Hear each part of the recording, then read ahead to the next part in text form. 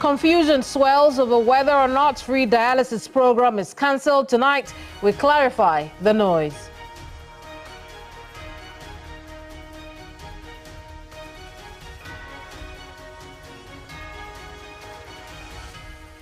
Senior high schools still scrambling to feed after the Akufo-Addo government failed to heed calls to postpone resumption dates or provide money for school operations. Tonight, the way forward. Those are the big stories. I'm glad you're here with us this Friday night. Let's bring you Ghana Brief. But before then, remember, we're streaming live on TV3 and on 392.7 FM, Facebook, YouTube, and X.com. Also join us on 3news.com. If you'd like to interact with us, use the hashtag GhanaTonight to get your comments through quickly. Now we can bring you Ghana Brief.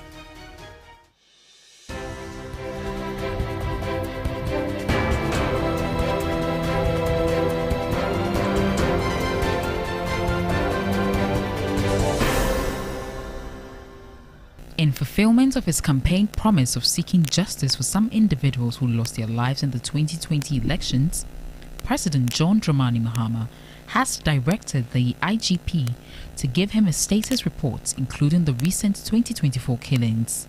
The president has also directed supporters of the NDC engaged in seizing public institutions to immediately halt it, as it has the tendency to erode the public confidence in the government. We must recognize that a few of our citizens lost their lives.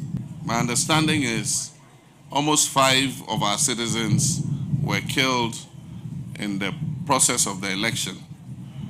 This is not the first time. In 2020, we know that 8 of our citizens were killed. If these continue and justice is not served, then what it does is it breeds impunity.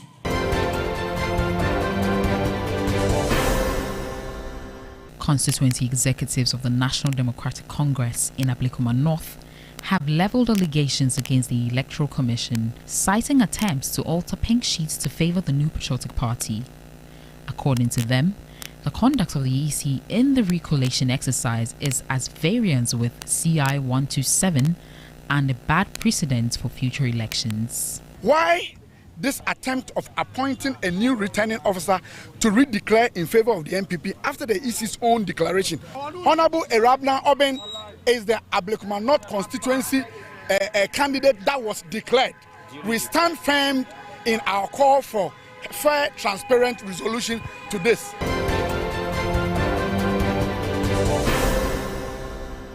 The National Petroleum Authority has allayed fears of petroleum consumers in the northern sector of the country of a possible shortage of fuel. There were reports of fuel shortage in some parts of northern Ghana, sparking panic and causing motorists to scramble for fuel in the few stations that have the products. It will affect us a lot, simply because, as you can see, it is the motorbikes and the cars that we are using. And when it happens that the fuel's short, it means that our business cannot run.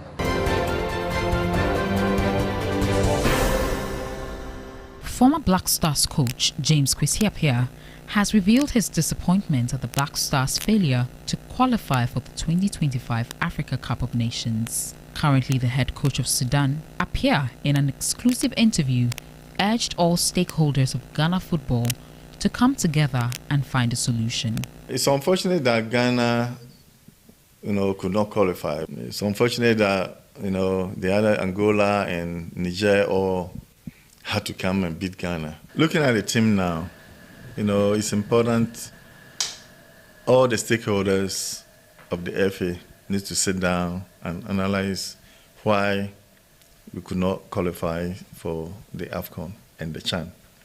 And I believe that if we all bring our mind,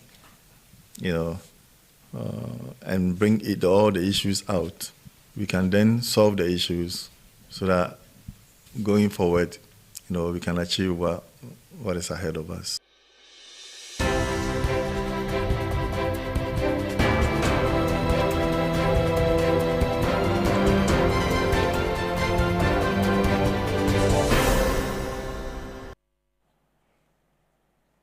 If you're just joining us, this is Ghana Tonight, live on TV3 and 392.7 FM.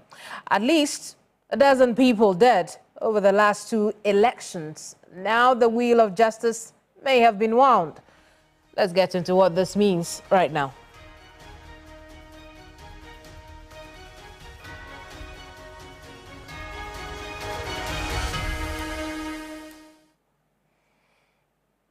Tonight, President John Dramani Mahama directs the IGP to give him a status report on the deaths of at least a dozen Ghanaians during elections 2020 and 2024. This move is in fulfillment of a campaign promise of seeking justice for the lives lost, particularly in 2020. Here's John Dramani Mahama on the subject matter. We must recognize that a few of our citizens lost their lives. My understanding is almost 5 of our citizens were killed in the process of the election. This is not the first time. In 2020, we know that 8 of our citizens were killed. If these continue and justice is not served, then what it does is it breeds impunity. And that's why, as a party, we have said that we must investigate and find out what led to these killings, so that we can take action so that they don't happen again. So I've asked my secretary, executive secretary, to write to the IGP to give us a report on the status of investigations into these killings. Justice must be done, and we also will ask the Attorney General, when he takes office, to determine fair and adequate compensation for the families of those who have lost their lives. Following that, the presidency has released a statement in the last few hours. President John Dramani Mahama making some specific demands of the IGP. I'll take you through that in a quick run.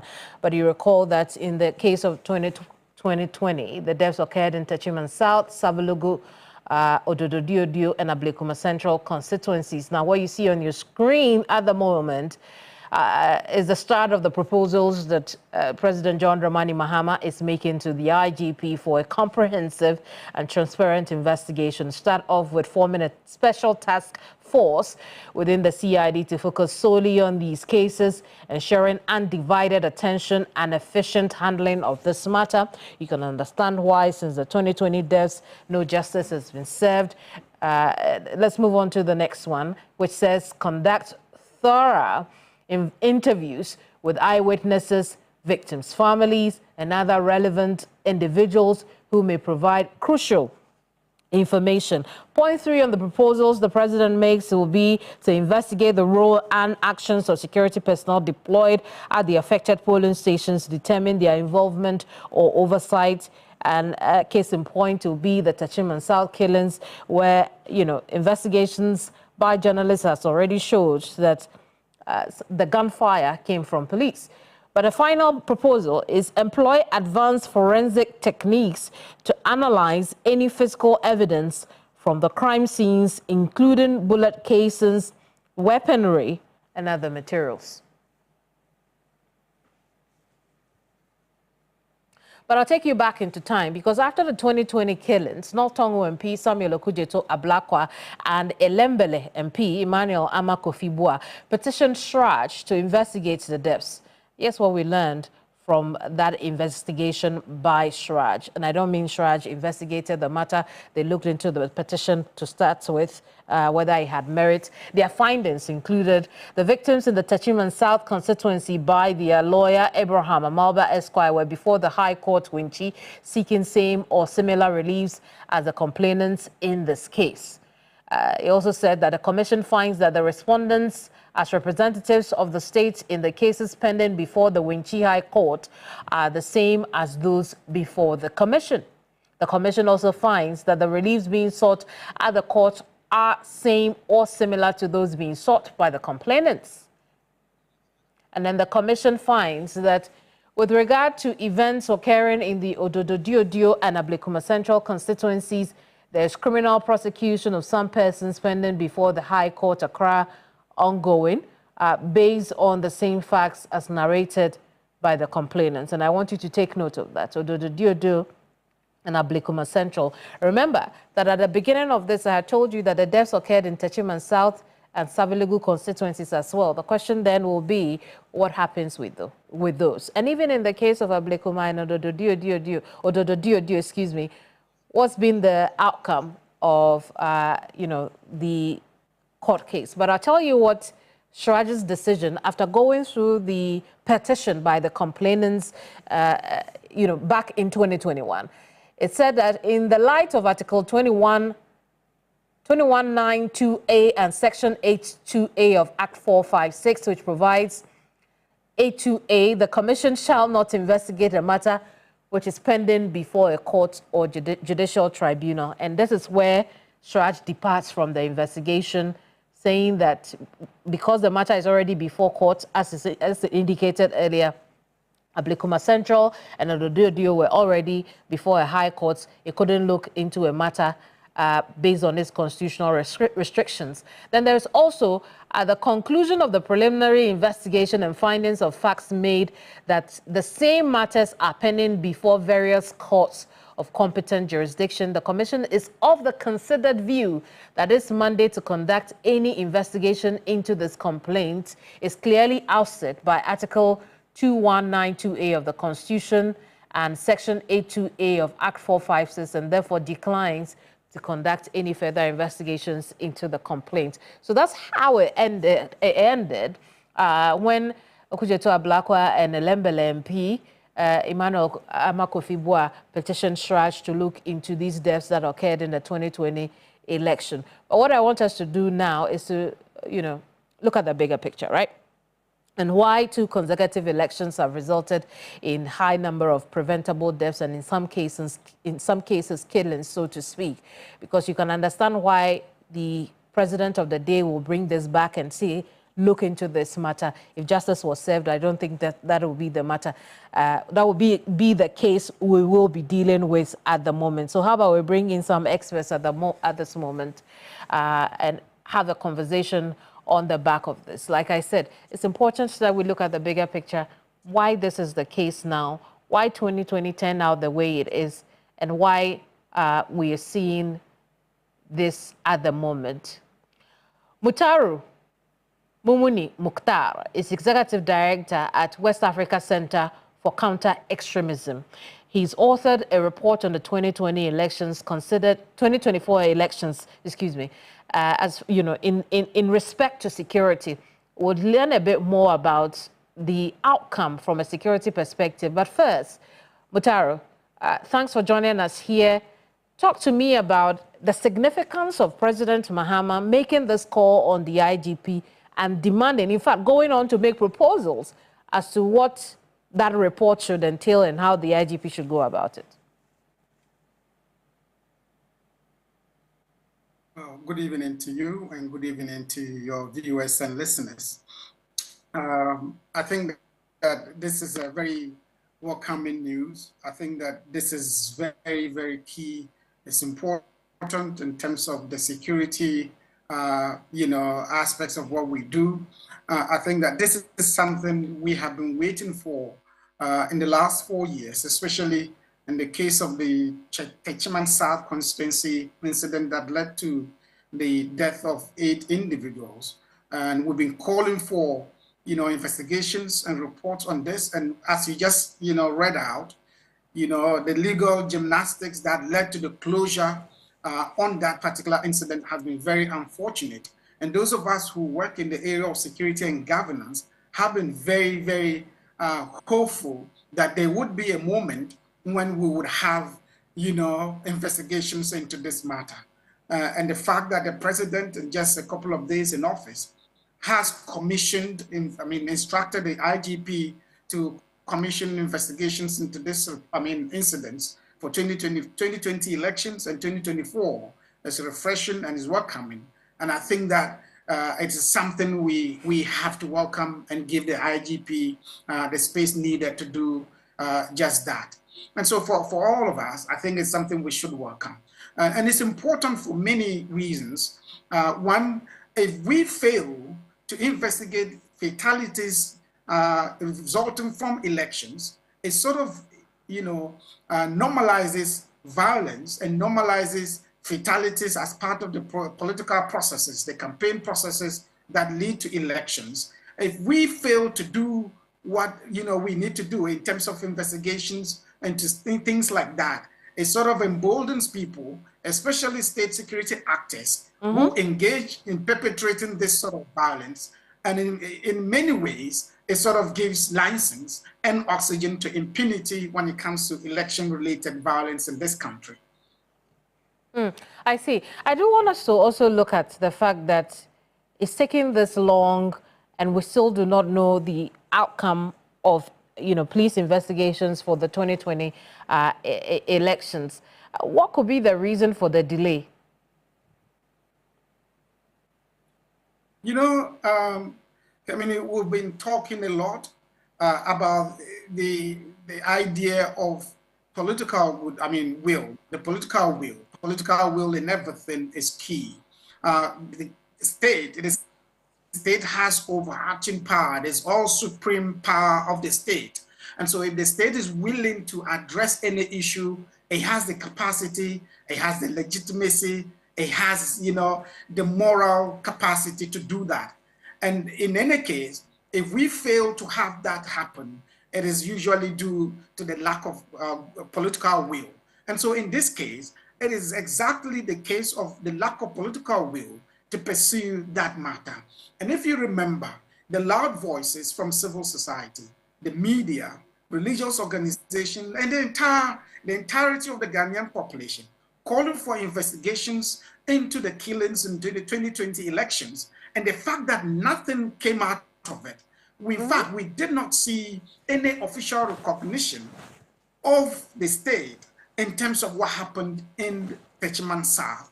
And that is a very sad reality when it comes to the issue of security in this country, particularly when it relates to elections. And so it is largely the issue of the lack of political will.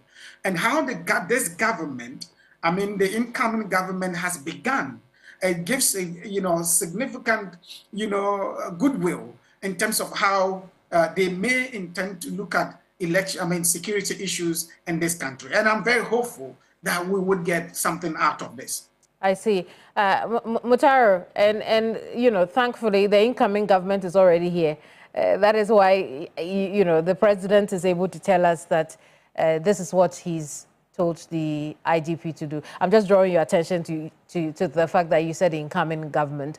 But listen, let's look at the ways or the proposals that the president makes to the IGP, including speaking to eyewitnesses and the likes, right? He says that to ensure the investigations are comprehensive and transparent, respectfully propose the following: establishment of a dedicated investigative task force, collaboration with witnesses and families, review of electoral security arrangements, and use of forensic evidence. Now, all of these sound very good, very crucial, but you think that the police will already know this and have this,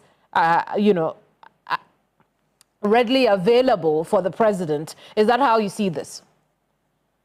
Well, I think this kind of directive is unique in many ways. Very often you would see a directive to a state institution that generally very general in terms of the directive and the goal for that particular directive. And in this particular case, we're seeing a directive issued and the goals of that particular directive, and also a bit of a scope in terms of what to look at, and a 5-point, content that relates to how it should be conducted. And some of this relate to operational details. And you see where you talk about the dedicated, task force or a team put in place to be able to do that. We're talking about the role of eyewitnesses in this, the families and victims involved in this. We're talking about, civic institutions, and that is Electoral Commission and other agencies that are directly or remotely related to, elections and this particular violent situation. And so it is a very directed and a very well-guided directive that leaves no room in terms of, precision, what the directive is seeking to achieve. And it puts the IGP, it offers the IGP, the opportunity to, to see clearly and to operate clearly in terms of what the president is seeking to get out of this particular directive. And I think that the IGP, of course, we all know is very practical, he's very competent. And I hear some arguments about the fact that he was not the IGP in place in 2020. And so, I mean, it might pose a challenge in terms of his capacity to do a good job on that particular one. And I think that that is misplaced because at the time of 2020 violence, he was already a chief of a COP, a commissioner of police, and he was a member of the police management board, POMAD, that reviewed all decisions, security decisions and reports relating to security and any other matter at the time. And so he was very well versed in these issues and would be in a good position to superintend over the investigations that have been directed. I see. I want us to look at your 2020 election security report. Let's take a look at some bullet points from that report, and then I'll come back to you so we go over the key issues. One of the issues that you raise in that report is that the 2024 elections is considered as one of the most violent and deadliest elections in the Fourth Republic, with the death of 6 people in the exercise of their civic duties. With many more victims undergoing treatments of different kinds, the casualty numbers are likely to be higher eventually. You also consider the voting process as largely peaceful without time wasting or technical hitches in most places, and many voters commend the process as seamless and in most cases cordial. While we consider the election process as an electoral success, it is burdened with a disastrous security outcome with the needless violence and deaths of 6 people, 6 Ghanaians. Which is where I want us to stay, right? Mutaro, let's talk about 2020 in respect of 2024. In 2020, there were reports of 8 deaths in that election. In 2024, it will be, there are 6, as you have reported or outlined in your report, right? Statistically speaking, while every life lost is bad, statistically speaking, you say this is an improvement in the number of people who have died. But your report considers the 2024 election one of the deadliest. Why is that? Well, if you notice, there's a significant difference in the 2020 election related violence and fatalities compared to what had just happened in the December 2024 elections. In December 2020 elections, there was the same government that was in power, and it was the same government that won the elections. And so there was no element of party officers or party followers seeking to take over institutions or engage in any form of protest that has violent outcomes. And so that element of violence was much less compared to this particular situation where you have a changeover, a change of government that brought in a new set of people seeking to take over institutions and other installations. And so that resulted in a form of violence that we did not witness in the 2020 elections. In this 2024 elections, we saw situations of fires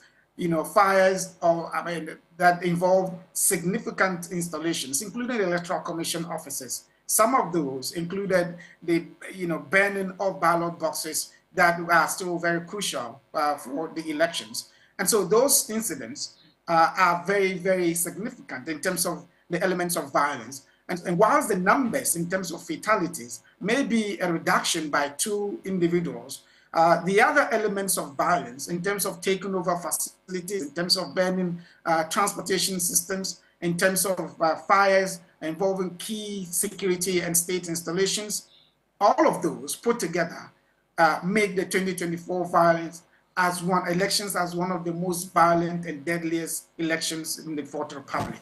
And it's important that we focus on this part of our elections and ensure that we put in place measures and reforms that, and would ensure that we do not record any fatality in future elections. Indeed. Mutaro, just before we get into Mutaro, just before we get into the solution, I want us to understand the problem, right? Your description of the security outcome of this particular election is disastrous. What were the lapses that you identified in the 2024 election, 2024 election security in place? That was put in place, right? So, so you remember that the 2020 elections, the fatalities and the circumstances surrounding the fatalities in this in the 2020 elections were largely state security actors in terms of the perpetrators. And so this clearly will be placed at the doorstep of state security actors in terms of the fatalities.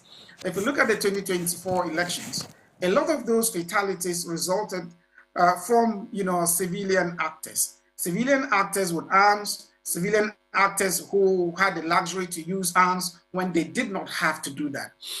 In many cases, you saw violent encounters that seemed to overwhelm security operators. The police numbers were low in many places, and where you had significant police numbers, the violence and the numbers of people involved overwhelmed them. And so we're not able to exercise control over what the security outcome should be.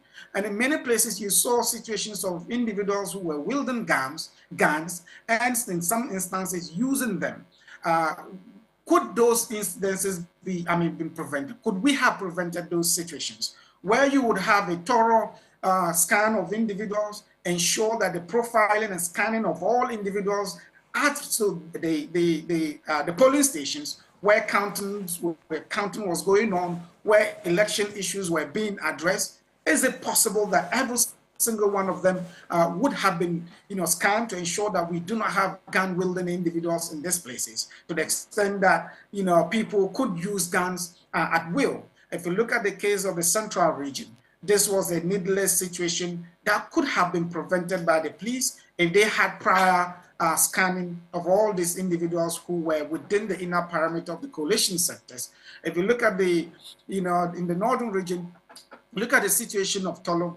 This was, a situation that could have been prevented, where individuals who were, had guns with them in their cars. Is it possible that we could have prevented all this? And it is a definite yes. Security measures have to be very deliberate in a way that all, security outcomes can be preempted if you have, deliberate security measures in place in situations like this. And I say this because we have a lot of lessons to learn from our own experiences, and lessons to learn from best practices. In the UK, for instance, there was a point within the space of 2.5 years to 3 years, there were about 4 election situations that happened. And in any of these election situations in the UK, no individual lost his or her life due to the election participation in the election processes. Could we have done that in our own situation? And the answer is yes. We could have prevented that. And the fact that we have failed to do that, and for the fact that we have actually worsened in terms of our election security outcomes over the last week, it clearly shows that we haven't learned enough from our past experiences when it comes to election security. Very well. Mutara Mumuni Mukhtar, thank you so much for talking to us. He's Executive Director at West Africa Center for Counter-Extremism. I want to show you a bit more from the figures of 2024 in regards to the elections. We know that the CDD Ghana has also released its own report, which captured election security. I want to show you a bit more, bringing some numbers to some of the issues that Mutaro raised earlier in his submission. According to CDD Ghana, 24 cases of destruction, seizure, vandalism, and invasion of public facilities occurred. 6 deaths were recorded. 46 injuries also. I could share with you where these deaths occurred. They included on December 7th, the 31-year-old steel bender. Also on December 7 in Damongo constituency in the Savannah region, a 35-year-old died from gunshot wound. On December 7th, another death was recorded in Ewutu Senya East constituency in the Central region. Remember, we broke their story here.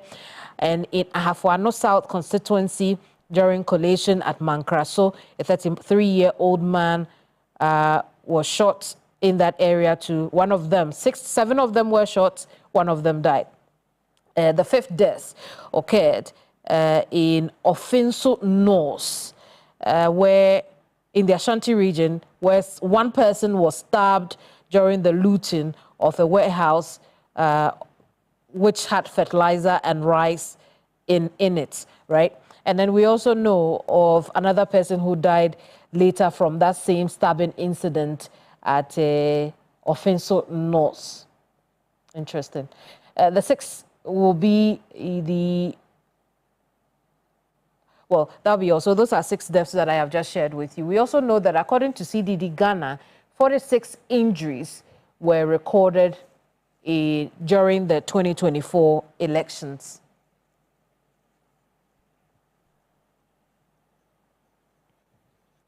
Right.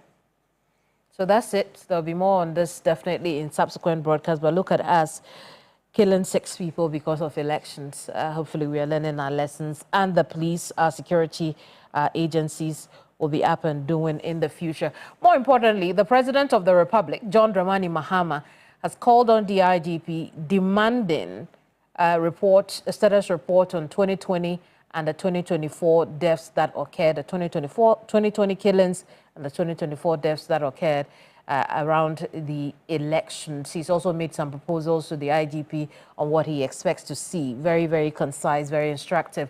But let's move on to some other issues now. NHIA free dialysis program under Akufo-Addo's administration makes it to the top of the public discourse tonight. But does the government plan to cancel this program?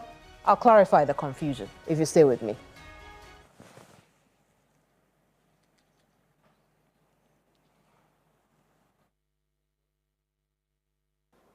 Our current budget, even if we are not uncapped, because taxes are overperforming, it's expected to be about 8-point-something billion. And we will cover this under our benefit package. So there shouldn't be any problem. The next leg is, what support can the NHI and the Ministry of Health give to these facilities in such a way that they are able to provide these services? So in collaboration with World Bank, the ministry and the NHI are procuring some dialysis equipment. Currently, we ordered 30 of these equipments. 7 has been delivered. 23 of these equipment are to be cleared from the port. It's currently at the port. 15 additional ones have also been approved by the PPA just last Thursday. So we've set that into motion. We've put it into procurement. But the good news is each 15 of these machines comes with about 2,000 consumables. So it means that with the 45 machines, we have 6,000 set of consumables. 6,000 set of consumables. Now, with this, we have just had a meeting with the heads of facilities, and we are all in agreement that it is something that we can do, and we're going to implement it to the latter in such a way that our patients will benefit from this dialysis program that we are rolling out. With this, I can confidently say that the NHI will be able to fund dialysis in this country over many years. It is sustainable on the NHI, and we are committed to improving, obviously working with the facilities to also deliver the service. You just heard Dr.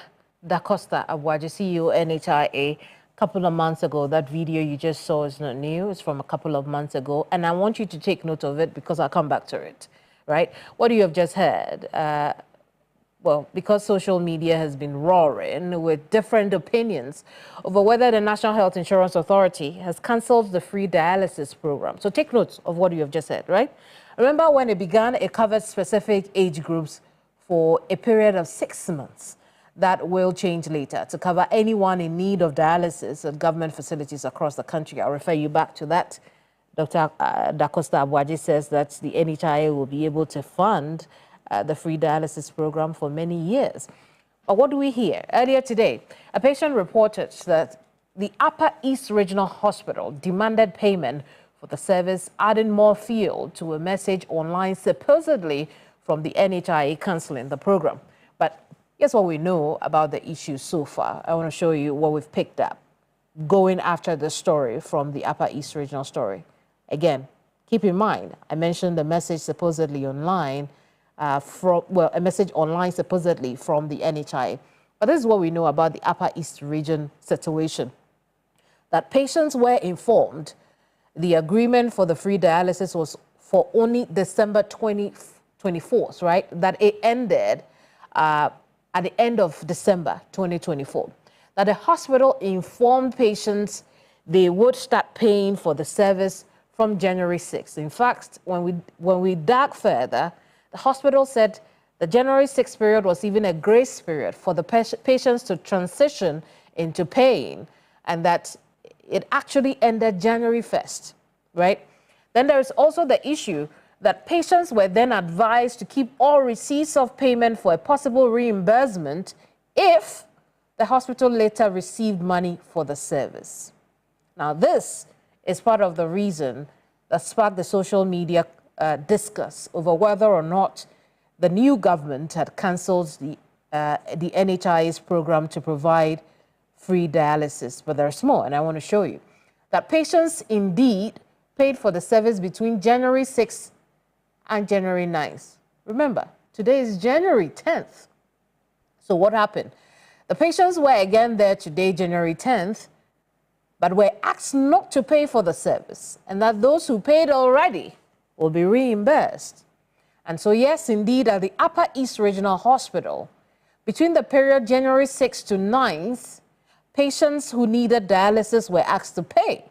But today, January 10th, if you went to the Upper East Regional Hospital, you had the service for free. In fact, the hospital is also now saying that if you paid within that period, January 6th to 9th, you should come for a reimbursement of what you paid for the service. So that's what we know about the situation.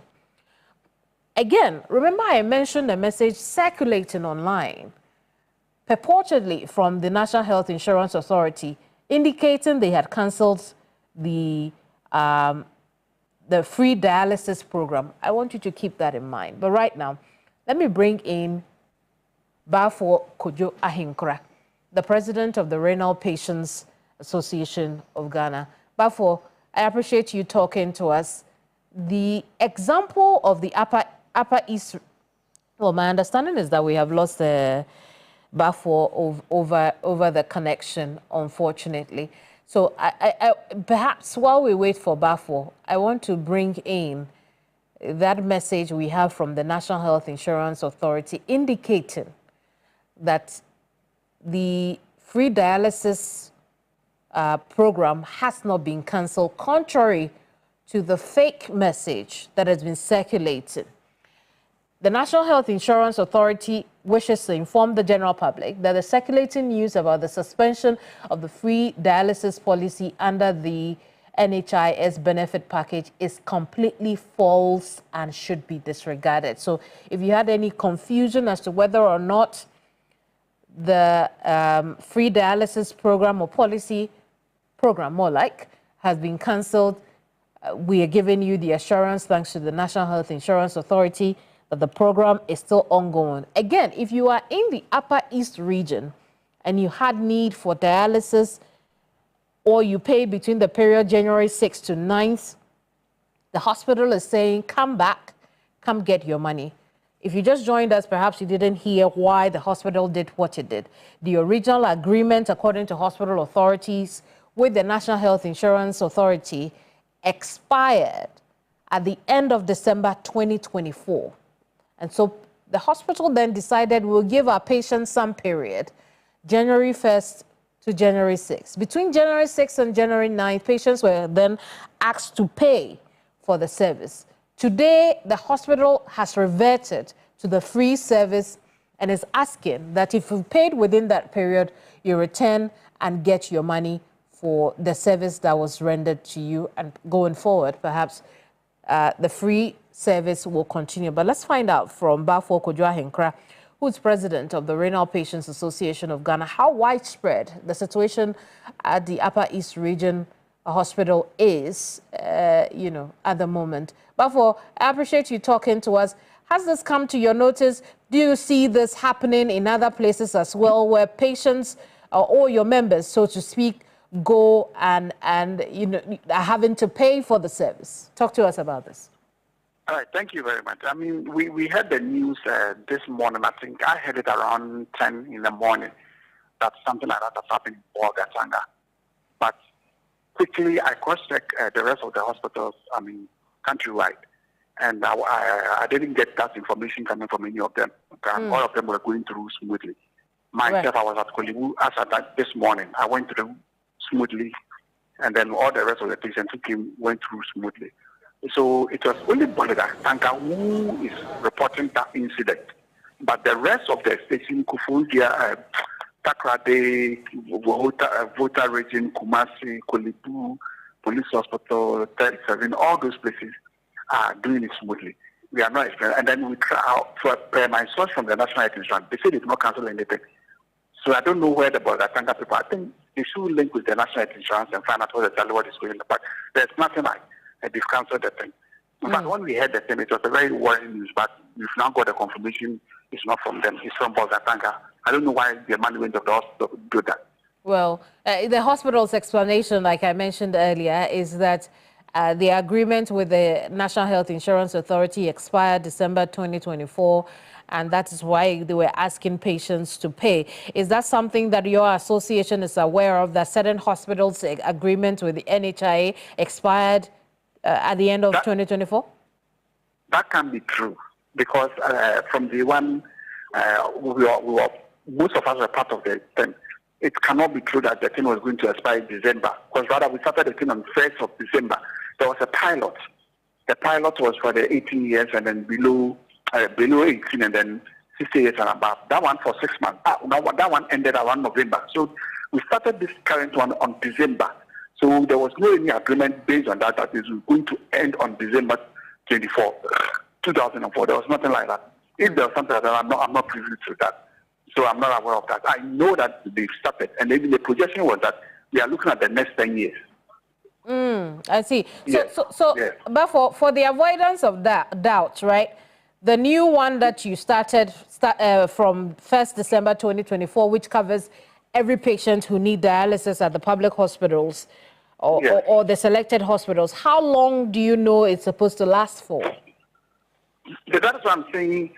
We were made to understand we are looking at between 5 to 10 years. Because the health insurance have taken it on their claims package, their claims package. You're putting it on it, and it is technical.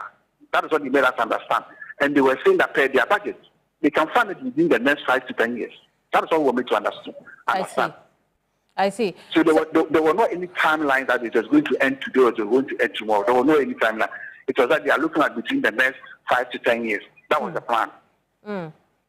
But I take it as you would want the Upper East Regional Hospital incident looked into. Would that be the case? Would you ask the Health Insurance Authority to look into that? Yes, exactly so, because it's like, that is the hospital. They have their management team. And so when you check the list that the selected, Bolgatanga was part of it. So my problem was that the day we did the inauguration, I think somebody said he was coming from the Upper East or something. So there was a rep there who we sat down with them, what did they discuss? So if there's any misunderstanding, I think they should deal with National Health Insurance directly so that they can solve it rather than creating this alarming case that the thing has been cancelled. Indeed. Bafo, thank you so much for talking to us. Bafo Ahinkra is president of the Renal Patients Association of Ghana. We've been talking about that message that has been circulating around about a possible cancellation of the process.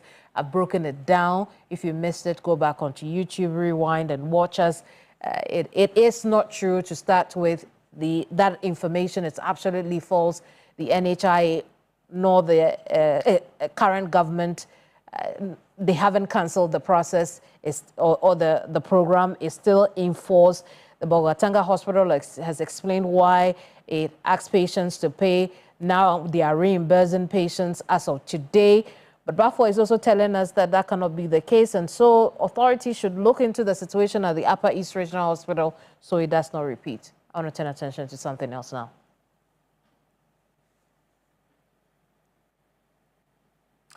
Frustration hits parents, teachers, and students as food shortage crisis deepens in some senior high schools. I'll tell you more right now.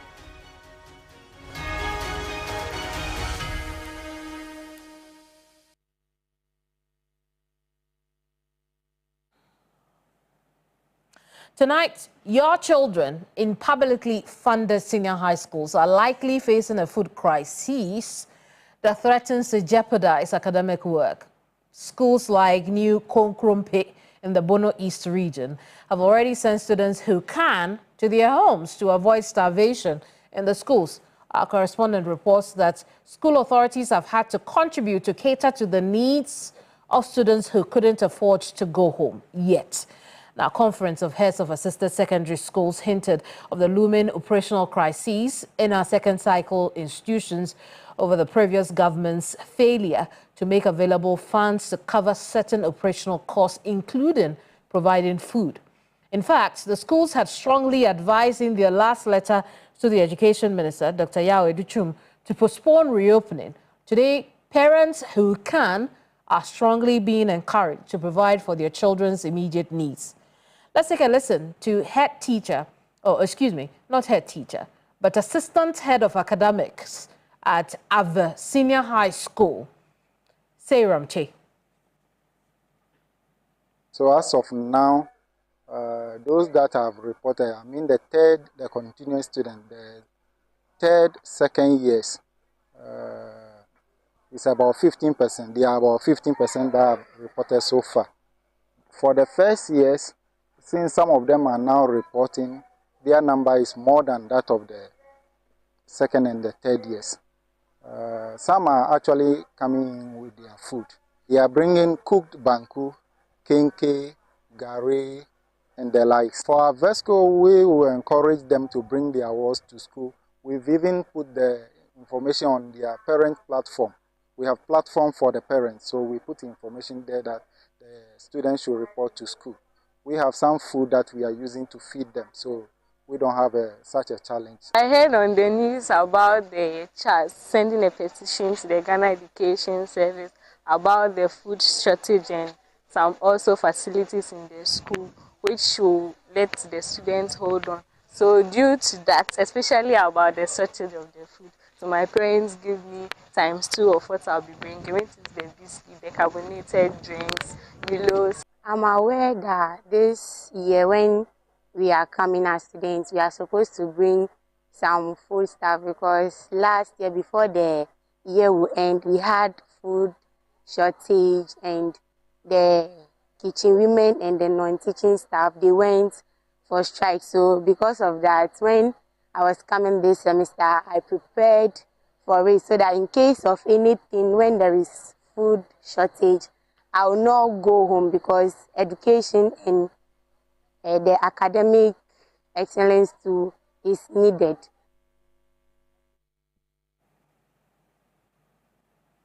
Well, you had the assistant head of academics of our senior high school alongside a couple of their students detailing how dire the situation is in their school, for instance. Remember, I also told you about New Konkrompe Senior High School in the Bono East region, where students who are within the vicinity have been asked to go home. However, those who are from faraway lands are in the school and their needs are being catered to, funded by the head teacher and some teachers who are contributing to take care of their food needs. Let's bring in now Executive Director of IFES, Dr. Peter Patti Anti. Doc, good evening to you. We talked about this when the last letter to CHAS members and the Education Ministry came out. The situation we were hoping to avoid will appear to have caught up with us, hasn't it? Yes, good evening. And You are right. It's unfortunate that we have gotten to this stage of secondary education. I think that the current government would need to bring up some emergency measures to be able to handle the situation. It's very sad listening to some of the students and their parents and their teachers with respect to how they think they will be able to keep the children on campus. Parents have been asked to double the food that they give to their wards, and it's it's quite disheartening. I don't know why we are doing this to these kids, because that environment that they need in order that they will be able to have a very good academic work, it's not being created. And that is why sometimes when you talk about the issue of quality education, people think that it's only about the WASI results. No, you can't provide any quality education in an environment where the children themselves are not happy with the kind of food that they are going to eat. The teachers would have to think through what they can do to support these kids in terms of their feeding. There's no quality education that you can't deliver in such an environment. Very well, Doc. Listen, when you look at what the teachers are saying, when you listen to what the PTA is saying, the National Council PTA is also saying, it would appear perhaps the most immediate thing to do right now would be to close down temporarily the schools, just as Charles had recommended from the very beginning. Would you advise the current government to do that? I supported the postponement of the reopening, but now that the schools have reopened, I don't think it is appropriate to ask the students to go back to their various houses. I think that you distort the academic calendar further, because one of the interesting things that is happening, or would happen, is that these students that went for SHS1 last year, they are supposed to be leaving, I think, somewhere February or so, and then return in May. So the academic calendar is already distorted. So if you ask them to leave now, then it means that you are going to cut a whole lot of things that they're supposed to do. That's why we have been calling for the new administration to treat this as an urgent situation. I think that the way they are handling the energy issue should have been the way they have to handle the senior high school challenge. I see. How do you mean? Now the energy issue is being treated as an emergency crisis, and a committee has been put together, and they are working around the clock to ensure that we don't get back to what we call doomsday. This is the same situation that we are having. It's going to take us a little time for us to have a leader at the Ministry of Education. I mean, the minister will be nominated, go through vetting. So it's going to take a lot of time. Again, the president is talking about a committee that they would set up. That committee, its mandate is broad, so I don't foresee it working anytime soon. They would have to look at everything education. So they would also, if we continue to wait for that, that will also take a little time. So I was thinking that, looking at the kind of challenge that we are facing in terms of providing food for these kids, the government should have put together a small ad hoc committee to look into this food shortage issue, and then find ways to in the immediate time, find ways to deal with it, so that as and when the minister is appointed and gets to the ministry, he will now take over and then work with whatever measures that have been put in place. But to leave the issues as it is now, where GES is even not capable of solving the problem, and now we are thinking of trying to ask parents to feed their wards. It's a little bit messy for the government, although they did not create this. So I am thinking, and I'm appealing to the president and chief of staff to quickly put together a small team to look into this challenge that our children are facing in their schools, and then find ways and means to provide what is needed to be used to run the schools for the headmasters to continue their activity, so that we don't get the academic calendar. At the same time, we don't starve these kids when they are on campus. And then subsequently, when the minister is appointed, he can take it from there with the committee that is going to be set up, and then they can now continue to maybe reset the issue as they intend to do it. Indeed, we'll see what the coming days hold for this situation. But Doc, listen, for a program that has spent some 11.3 billion between period 2019 and 2023, we don't expect to see such teething problems.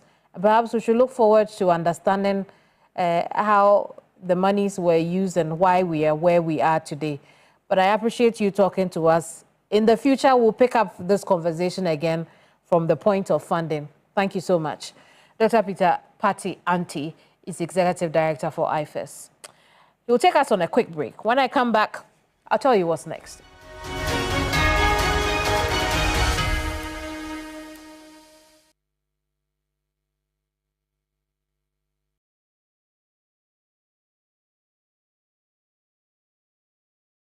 You know, one bucket of Flamingo paint is equal to several buckets of any other paint brand on the market. Flamingo paint, superior durability, superior hiding, superior coverage. Flamingo paint, simply superior. You know, one bucket of Flamingo paint is equal to several buckets of any other paint brand on the market. Flamingo paint, superior durability, superior hiding, superior coverage. Flamingo paint, simply Looking for a seamless shopping experience? Welcome to Franco, where everything you need is just a click away.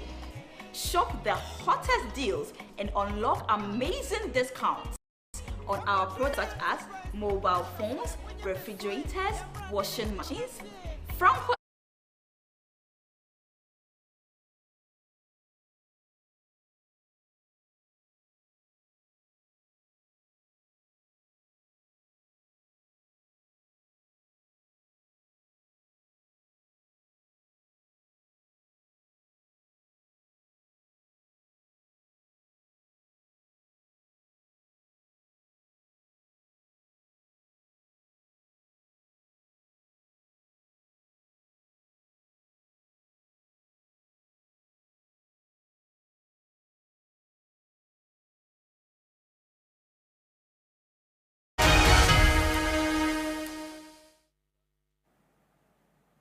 It's still GhanaTonight here on TV3 and 392.7 FM. Quickly, just before I go, I want you to have an idea of what to expect on Key Points. Tomorrow at 7 a.m., Alfred Okanse will be here with his panelists. You'll see the return of the Key Points staples, Martin Kpebu and Professor Ransford Jampo. I better add professor to that name.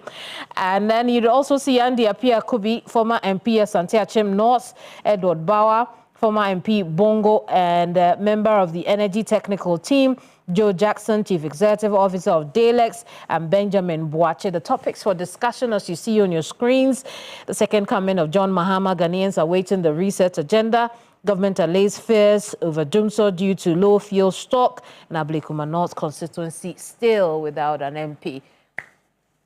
So that's Saturday morning, 7 sharp, here on TV3. Sunday, 2 p.m. sharp, also on TV3.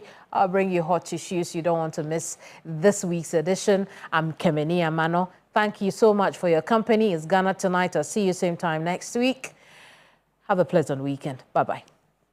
Ghana Tonight is brought to you by Flamingo Paint. Superior durability, superior hiding, superior coverage, simply superior.